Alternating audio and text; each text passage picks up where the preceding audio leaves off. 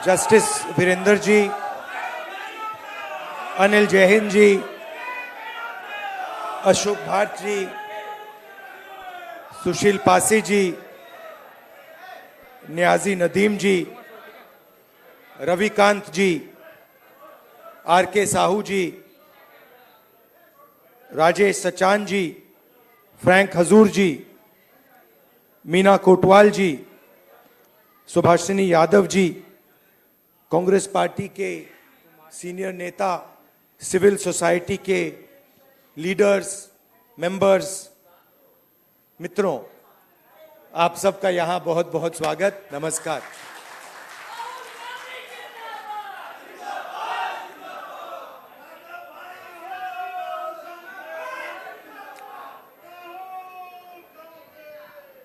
कुछ दिन पहले, सबसे पहले आपका बहुत बहुत धन्यवाद कि आप सब यहां डिस्कशन के लिए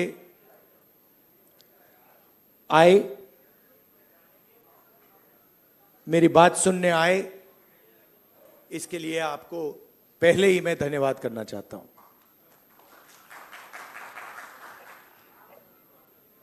कुछ दिन पहले मैं रायबरेली गया था और वहां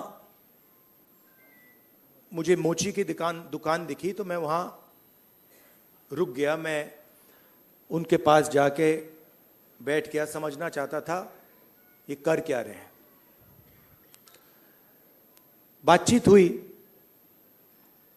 और मैं उनको देख रहा था। मोची हैं, हाथ में अनलिमिटेड स्किल थी उनकी।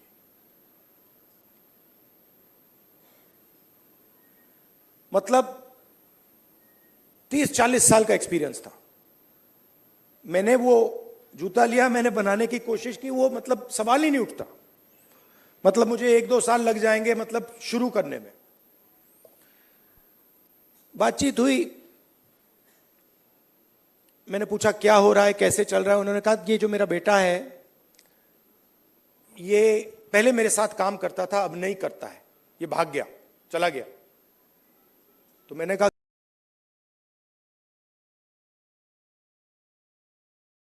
नहीं है। और फिर उन्होंने मुझे बोला कि राहुल जी, मेरी लाइफ में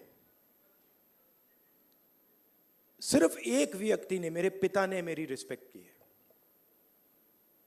और किसी ने मेरी रिस्पेक्ट नहीं की। और ये सब लोग मेरा मजाक उड़ाते हैं। तो मैंने कहा, उनसे कहा कि तुम्हें मालूम कैसे कि मजाक उड़ाते हैं? नहीं, कभी कभी तो मुझे सीधा बोल देते हैं और कभी कभी दूसरे लोग मुझे आके कहते हैं। मैं जब जा रहा था मैं सोच रहा था इतना हुनर है, इतनी स्किल है और किसी से इनको इज्जत नहीं मिल रही। और ऐसे हजारों लोग हैं। और ये हिंदुस्तान में हर रोज हो रहा है। इस देश में हुनर की इज्जत है ही नहीं। जिसके पास स्किल है, जिसके पास हुनर है, जो काम करना जानता है, उसकी इज्जत है ही नहीं। रियलिटी है ये देश की। और ये सारे के सारे जो नेटवर्क्स हैं, 21वीं सदी में हम इसको नेटवर्क कह सकते हैं। चाहे ये बढ़इयों का नेटवर्क हो, मोचियों का नेटवर्क हो, धोबियों का नेटवर्क हो, इन सब में बहुत गहरी स्किल छुपी हुई है। हाथ मिलाने से पता लग जाता है। आप धोबी से हाथ मिलाइए, वो ऐसा दबाता है हवा निकल जाती है। मैंने किया है। वो जैसे पकड़ता है ऐसे लगता है कि भैया 10-15 लोगों ने पकड़ लिया हाथ। आप बढ़ई का हाथ पकड़िए, उसमें दिख जाता है।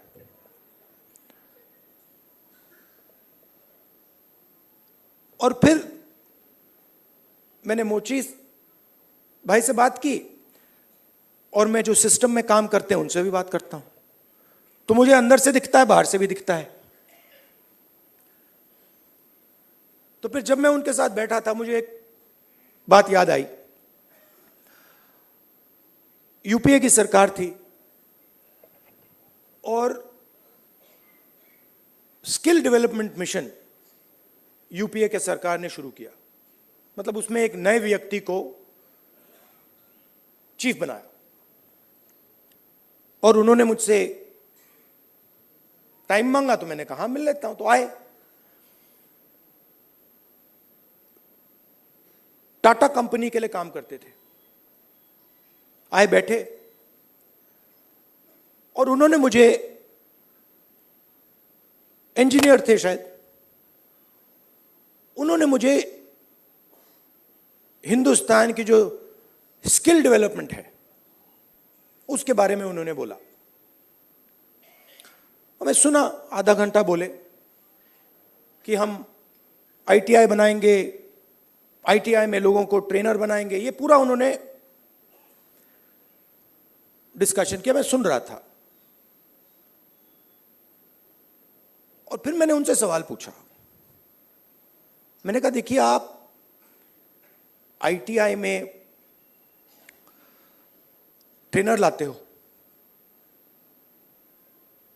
वो बढ़ई को कारपेंट्री सिखाता है, प्लम्बर बनाता है, मगर आपने एक बात कभी सोची? कहते हैं क्या? कि आप कह रहे हो स्किल डेवलपमेंट, मगर हिंदुस्तान में स्किल की तो कोई कमी नहीं है। मतलब आप आईटीआई में बढ़ई तैयार कर रहे हो, मगर हिंदुस्तान में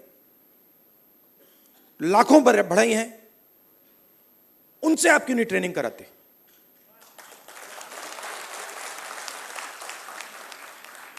तो ये थोड़ा चौंक गए। मतलब, मैंने कहा मतलब बता देता हूं।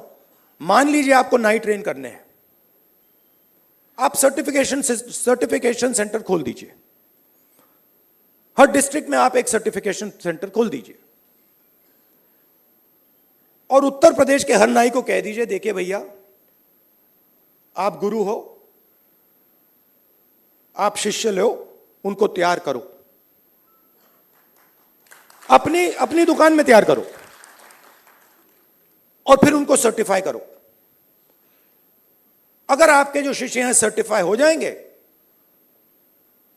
आपको हम 100, 200, 500, 1000 रुपए बैंक अकाउंट में डाल देंगे। मतलब जो स्किल का नेटवर्क है उसका प्रयोग क्यों नहीं करते आप? बिल्कुल चुप हो गए। मतलब मुझे देख रहे थे कि ये मतलब व्यक्ति पागल है, इसको क्या हो गया। मतलब आप आईटीआई में, अच्छा मजे की बात बताऊं, ये जो हमारे ये मोची भाई हैं, इन्होंने मुझे बोला कि राहुल जी, मोदी जी ने नया प्रोग्राम शुरू किया, मुझे वहां बुलाया, मैं गया, और फिर मुझे कहते हैं कि आपकी ट्रेनिंग कराएंगे। राहुल जी, मैं तो 40 साल से मोची का काम कर रहा हूं। सुनो, मैं वहां गया, वो जो उनका ट्रेनर था उसको मैं सिखा के आ गया।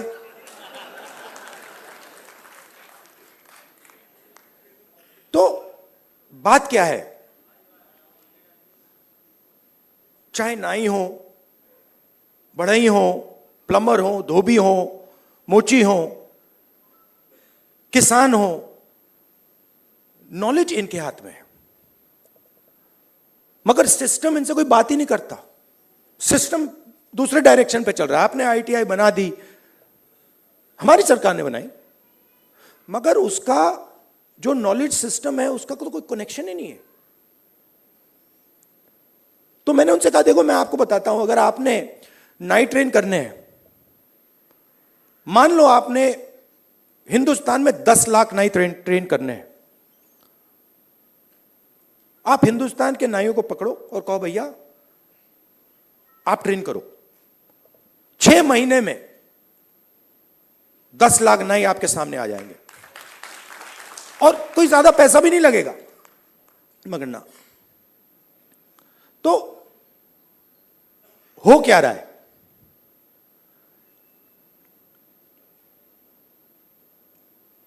गाड़ी का इंजन होता है ना, उसमें सिलेंडर होते हैं।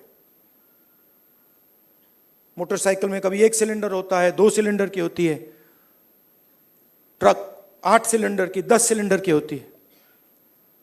हिंदुस्तान में मान लो हिंदुस्तान के इंजन में 10 सिलेंडर है, काम सिर्फ 1 सिलेंडर कर रहा है। मतलब 90% लोग बाहर बैठे हुए हैं और देख रहे हैं, और उनकी सिस्टम में कोई भागीदारी नहीं।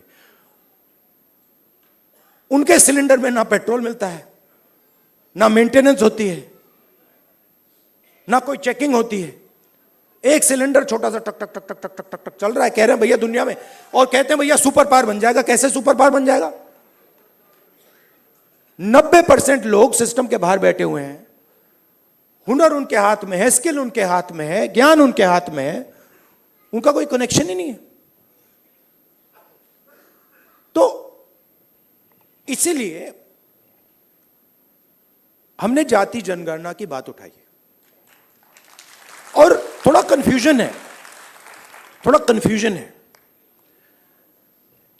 देखिए, बीजेपी के लोग कह रहे हैं कि भैया देखो हम जाति जनगणना करेंगे, उसमें ओबीसी का सेक्शन दे देंगे।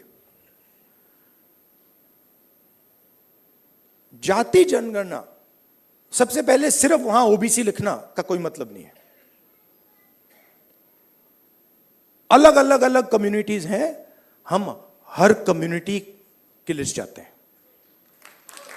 पहली बात। दूसरी बात, हमारे लिए यह सिर्फ सेंसस नहीं है, हमारे लिए यह पॉलिसी मेकिंग का फाउंडेशन है, मतलब नींव है। और हम सिर्फ जाति जनगणना की बात नहीं कर रहे हैं।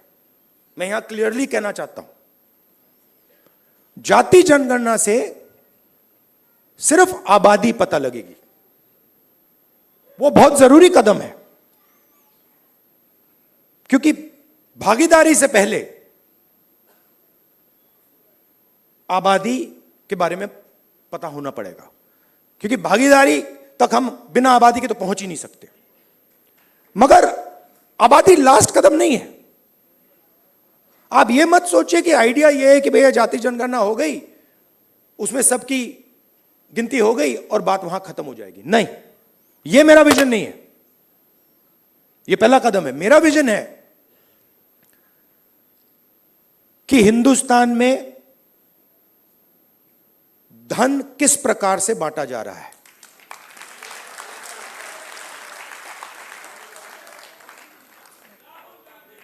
ओबीसी के हाथ में कितना है, दलितों के हाथ में कितना है, मजदूरों के हाथ में कितना है,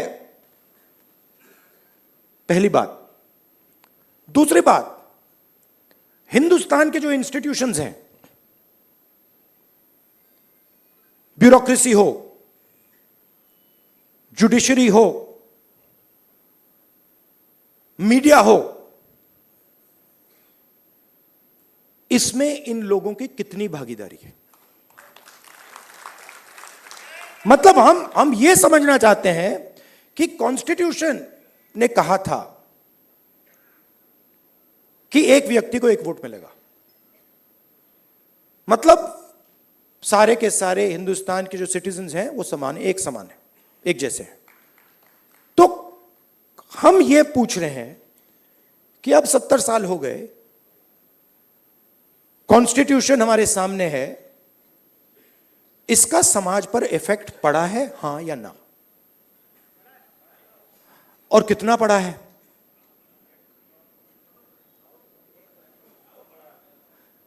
पड़ा है। मगर अगर मैं कॉर्पोरेट इंडिया को देखूं और लिस्ट निकालूं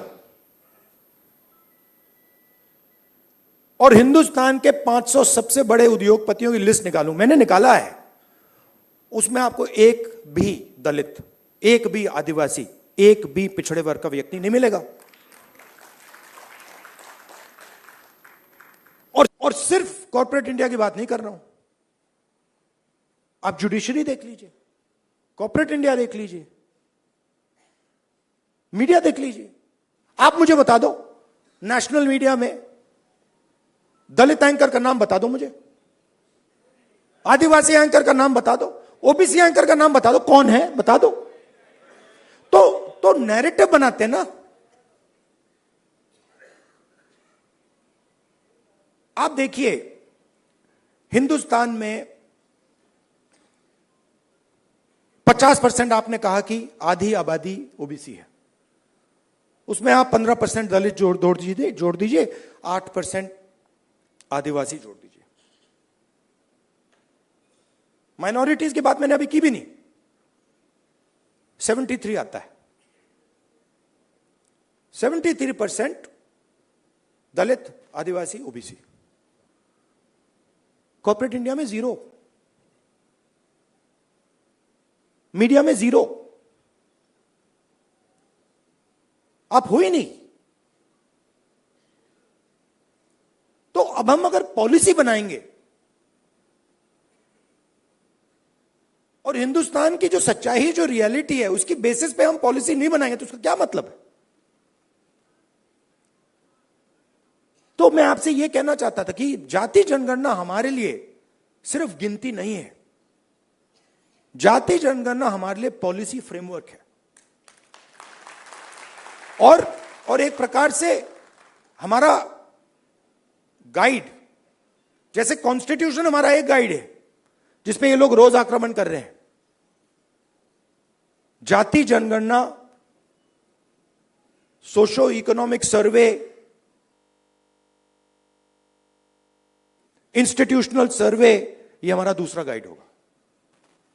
और हमारा लक्ष्य है कि जो मैंने आपसे कहा कि 10 सिलेंडर की गाड़ी है, 9 सिलेंडर बंद पड़े हुए हैं, तो हमारा लक्ष्य है कि 10 के 10 सिलेंडर काम करें।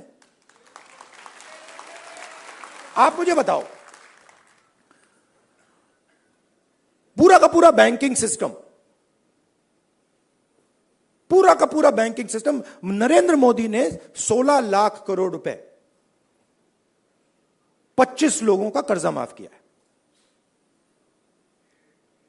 शेम, 16 लाख करोड़ रुपया।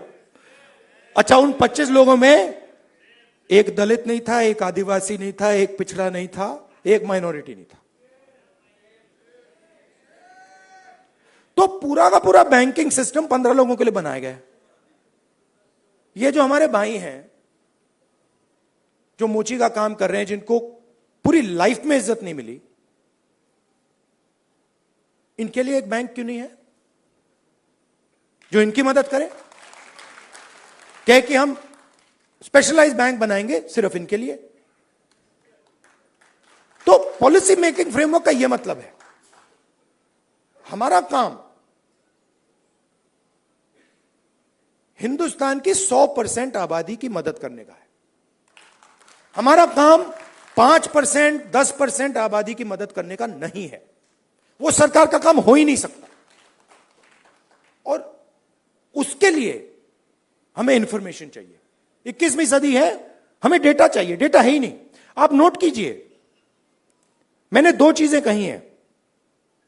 मैंने कहा है कि जाति जनगणना, social economic state census, institutional census हम कराएंगे, और 50% का जो बैरियर है, जिसको हम एक्सेप्ट नहीं करते हैं, फ्रैंकली बोलूं तो इसको हम उड़ा के फेंक देंगे। ये 2 चीजें मैंने कही हैं। और मगर उसके बाद मैंने आज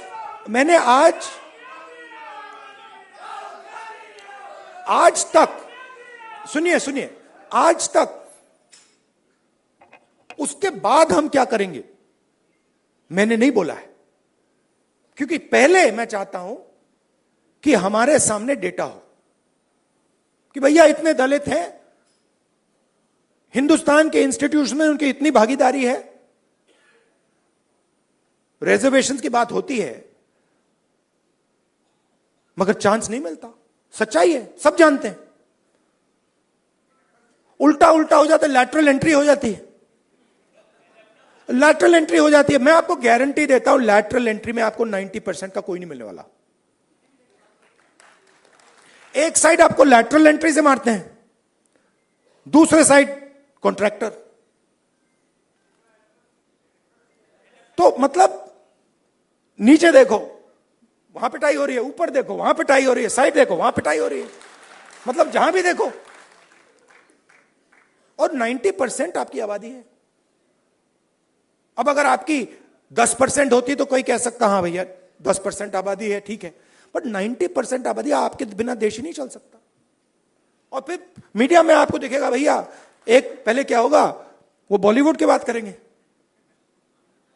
वहां पे डांस गाना दिखेगा, उसमें भी आपको कोई 90% का नहीं मिलने वाला, कोई नहीं मिलेगा। मैंने चेक किया भाई, मैंने लिस्ट निकाली है। मैंने कहा भैया मिस इंडिया की लिस्ट निकाली मैंने कहा देखता हूं। मैं कहता हूं देखो यार, अच्छा अब कहते हैं मिस इंडिया की लिस्ट निकाली मैंने। सुनो सुनो, मैंने मिस इंडिया की लिस्ट निकाली, कहा ठीक है देखते हैं। मतलब माइनॉरिटी भी 90% में आती है मैडम, आप भी शामिल हैं। और आपको और शायद जो आपके साथ हो रहा है वो सबसे ज्यादा खराब है। मतलब आप पर तो डायरेक्ट आक्रमण हो रहा है,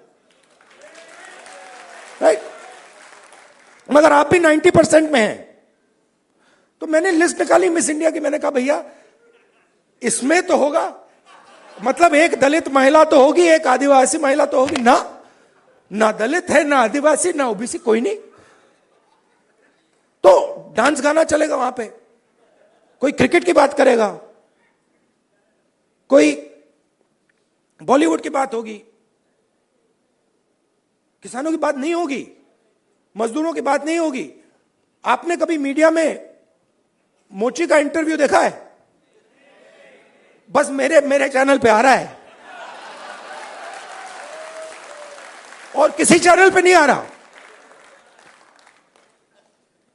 आप चाहे मोची हो, बढ़ई हो, प्लम्बर हो, धोबी हो, कभी नहीं दिखेंगे। और ये देश को चलाते हैं लोग। और फिर मीडिया में कहते हैं भैया मोदी जी गले लग गए, सुपर पावर बन गया। कभी वो यूक्रेन भागेंगे, कभी रूस भागेंगे, वो कभी गले लगेंगे, और फिर भैया सुपर पावर बन गया, सुपर पावर बन गया। मतलब कैसे बन गया? 90% लोग मतलब शामिल ही नहीं है उसमें, बेरोजगार हैं, भूख लग रही है।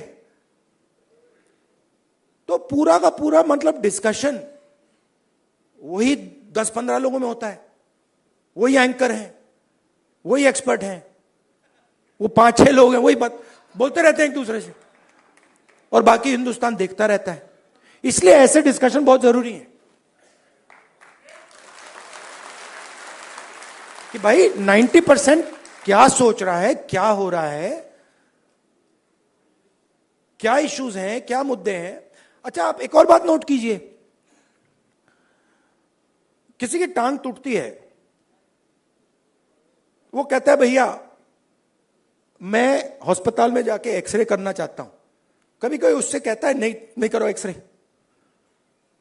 कभी नहीं, कोई नहीं कहेगा ना कि भैया एक्सरे मत करो। वो चिल्ला रहा है कि भैया मेरी टांग टूटी है, लोग कह रहे नहीं एक्सरे मत करो, नहीं। बट यहां ये हो रहा है, मैं कह रहा हूं जाति जनगणना करना है, एक्सरे करना है, सारी मीडिया वाले कह रहे हैं नहीं करना है। क्यों नहीं करना है? मतलब हमने उसके बाद एक शब्द नहीं बोला क्या करेंगे, हमने सिर्फ यह बोला कि भैया हमें डेटा चाहिए। दलित कितने हैं, आदिवासी कितने हैं, माइनॉरिटीज कितने हैं, जनरल कास्ट के लोग कितने हैं, गरीब जनरल कास्ट के लोग कितने हैं, और कौन सी संस्थाओं में बैठे हैं, बिजनेस में कितने हैं, बॉलीवुड में कितने हैं, मिस इंडिया में कितने हैं। बस हम पता लगाना चाह रहे हैं। सारे के सारे मीडिया वाले, मोदी जी कहते हैं नहीं भैया पता नहीं लगाओ, देश को बांट रहे हो। भाई 90% की हम बात कर रहे हैं, आप कह रहे हो देश को बांट रहे हैं। कैसे देश को बांट रहे हैं? मतलब हम सिर्फ ये कह रहे हैं कि भैया 90% लोगों के पास भागीदारी है, हां या ना चेक करो। कहते नहीं, देश को बांट रहे हो। तो जो भी संस्थाएं हैं, इलेक्शन कमीशन हो, मीडिया हो, फ्री मीडिया हो, जुडिशरी हो, ये सारी की सारी संस्थाएं कहां से आई? ये इधर से आई।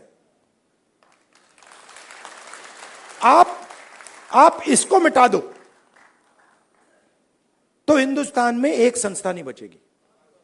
कोई इलेक्शन कमीशन नहीं बचेगा, कोई रिजर्वेशन नहीं बचेगा। जो आपने कहा कि कॉन्स्टिट्यूशन से फायदा मिला, वो 5-10 साल में सब खत्म हो जाएगा। तो जाति जनगणना जो है वो इसको मजबूत करने का काम है। ये आप समझिए, कॉन्स्टिट्यूशन की रक्षा हम कर रहे हैं जाति जनगणना के थ्रू। क्यों?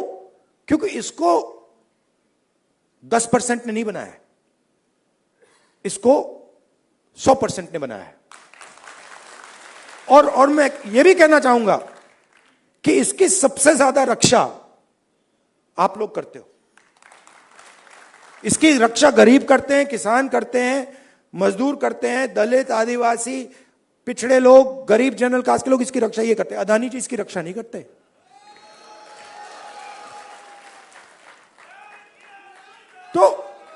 तो जाति जनगणना जो है, जिसको कास्ट सेंसस कहते हैं, इंस्टीट्यूशनल सर्वे जो हम करवाना चाह रहे हैं, इकोनॉमिक सोशल सर्वे जो हम कराना चाह रहे हैं, वो सब इसकी रक्षा है। क्योंकि मुझे लगता है कि अगर हमने 90% को भागीदारी नहीं दी और 90% को हमने हिंदुस्तान के स्ट्रक्चर में शामिल नहीं किया, तो यह नहीं बचेगा। तो इसीलिए यह पैरेलल ट्रैक है। मुझसे किसी ने पूछा, आप संविधान की बात कर रहे हो और आप जाति जनगणना की बात कर रहे हो और आप रिजर्वेशन को 50% से बढ़ाने की बात कर रहे हो। मैंने कहा ये तीनों एक ही चीज है। ये दोनों जो चीजें हैं इसको बचाने की है। क्योंकि अगर हम देश में 90% लोगों को भागीदारी नहीं देंगे तो ये नहीं बचने वाला। और हमारा लक्ष्य इसको बचाने का है। ये हिंदुस्तान के गरीब लोगों का प्रोटेक्शन है, किसानों का, मजदूरों का ये प्रोटेक्शन है। इसके बिना, जैसे पहले होता था राजा महाराजा के टाइम में, जो मूड में आता था कर देते थे। वो मोदी जी मॉडल चलाने की कोशिश कर रहे हैं, महाराजा वाला, वो शहंशाह वाला मॉडल। हमने मोदी जी को यह करवा दिया।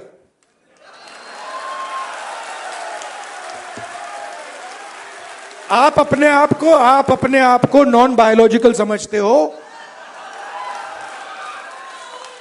आप अपने आप को नॉन बायोलॉजिकल समझते हो। आप अपने आप को डायरेक्ट भगवान के साथ कनेक्शन समझते हो। Wrong number. Wrong number. चुनाव के एकदम बाद ये मैंने कहा, देखो हिंदुस्तान के किसानों ने, मजदूरों ने सिर झुकवा के कॉन्स्टिट्यूशन से मत्था लगवा दिया। और ये काम हम नहीं कर रहे हैं। आप मत सोचिए कि राहुल गांधी और ये सब लोग ये काम कर रहे हैं। नहीं, ये हिंदुस्तान के अंदर से आवाज आ रही है। हम उस आवाज को सुन रहे हैं बस। और ये जो स्ट्रेंथ है, जो शक्ति है, ये हिंदुस्तान के अंदर से आ रही है, हिंदुस्तान के गरीब लोगों से आ रही है, और इसको कोई रोक नहीं सकता। अब अगर कोई सोचे, मैं आपको बता देता हूं, पॉलिटिकल बात बता देता हूं, आप लिख लो। अगर कोई सोचे कि जाति जनगणना को रोका जा सकता है या 50% बैरियर को रोका जा सकता है, मैं आपको बता रहा हूं वो सपने देख रहा है।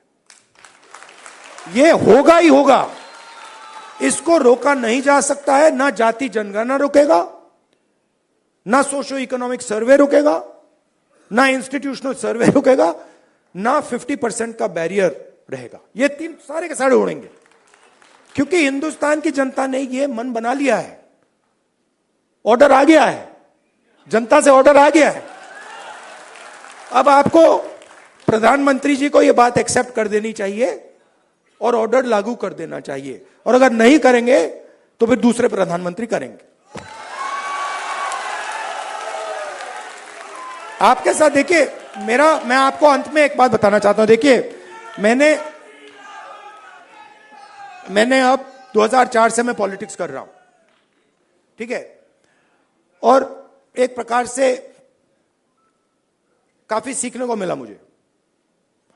बीजेपी वालों ने मुझे तंग किया, डिस्टर्ब किया, उनको मैं गुरु मानता हूं कि इन्होंने ही मुझे सिखाया, इनके बिना मैं नहीं सीख सकता था। मैं बता रहा हूं, आप लोग नहीं सिखाते मुझे, आप लोग मुझसे प्यार करते हो, आप नहीं सिखा सकते। उन्होंने मुझे सिखाया, तो वो एक प्रकार से मुझे उन्होंने डायरेक्शन दी, भैया क्या नहीं करना है, उधर देखो, वो नहीं करना। तो एकदम मुझे पता लग जाता है, मैं सुबह उठता हूं, क्या नहीं करना, उधर देखता हूं, अच्छा वो नहीं करना, ऑटोमेटिक है। वो मेरी ओर देखते हैं, कहते हैं भैया क्या नहीं करना, वो राहुल गांधी कर रहा, मत करो।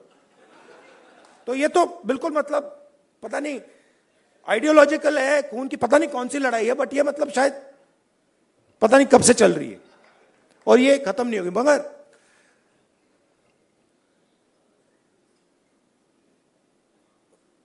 हर राजनेता के लाइफ में, हर में नहीं मगर जो सीरियस राजनेता होते हैं उनकी लाइफ में कभी कभी राजनीति से आगे चीज बढ़ जाती है। मैं जाति जनगणना राजनीति के लिए नहीं कर रहा हूं, ये आप मत सोचिए, मुझे इसमें इंटरेस्ट नहीं है। मैं पता है क्यों कर रहा हूं, क्योंकि मैंने हजारों लोगों से बात की है। जब मैंने उस मोची भाई से बात की ना, और उसने मुझे बताया कि किसी ने मेरी इज्जत नहीं की लाइफ में, मैं इस बात को एक्सेप्ट नहीं कर सकता। मैं इस बात को एक्सेप्ट करने को तैयार नहीं हूं कि हिंदुस्तान में ऐसे लोग हैं जिनके पास हुनर है, एक्सपीरियंस है, समझ है, मगर रिस्पेक्ट नहीं। मैं इसको एक्सेप्ट नहीं कर सकता। बाकी लोग एक्सेप्ट कर ले, मुझे कोई फर्क नहीं पड़ता। तो मेरे लिए ये औजार है,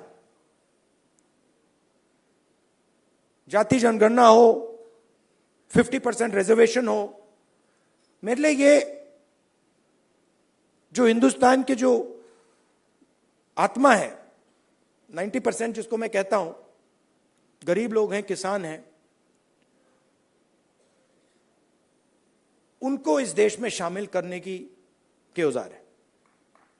और मेरे लिए ये मिशन है, मेरे लिए ये, इसमें कोई मतलब, आप देखोगे आने वाले समय में पॉलिटिकल नुकसान भी होगा, तब भी करूंगा,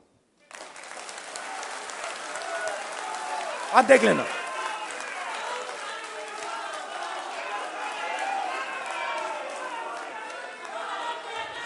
तो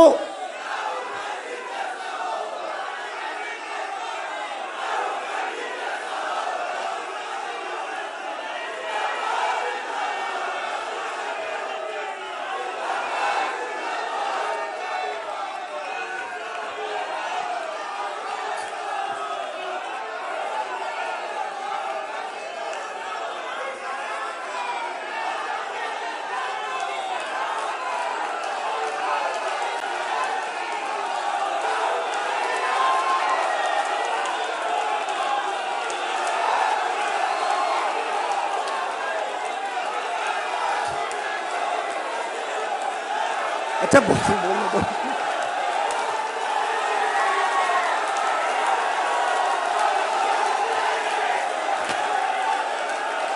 क्या बोलने तो दीजिए।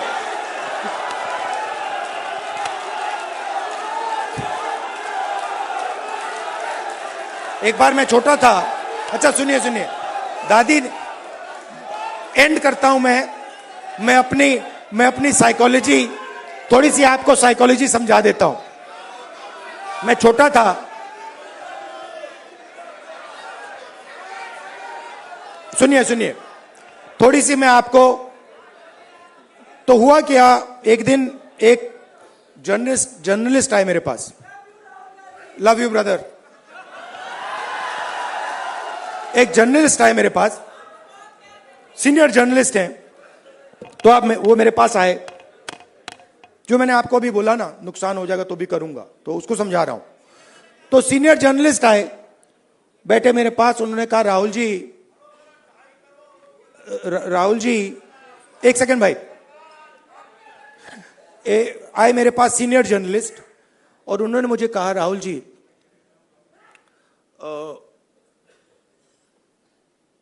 मैं, पाकिस्तान के नेता थे, पता नहीं मुशर्रफ थे या नवाज शरीफ थे, मैं उनको बहुत अच्छी तरह जानता हूं, उन्होंने मुझे कहा।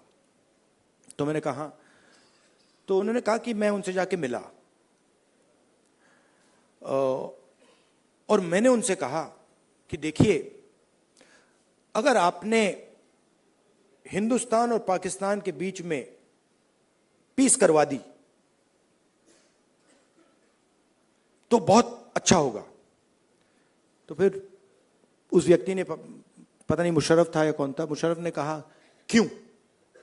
और जर्नलिस्ट ने कहा कि क्योंकि अगर आप हिंदुस्तान और पाकिस्तान के बीच में पीस करा दोगे तो सदियों के लिए लोग आपका नाम याद रखेंगे।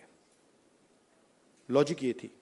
मैं सुन रहा था, मुझे बता रहे थे, मतलब कि आपको नाम याद रखवाने के लिए काम करना चाहिए। मतलब मैं सोच रहा था, और जैसे मैं सोच रहा था, सुन रहा था उनकी बात, मुझे एक बात और याद आई। यही सवाल मैंने दादी से पूछा था जब मैं छोटा था। मैं दादी के पास गया, मैंने कहा दादी,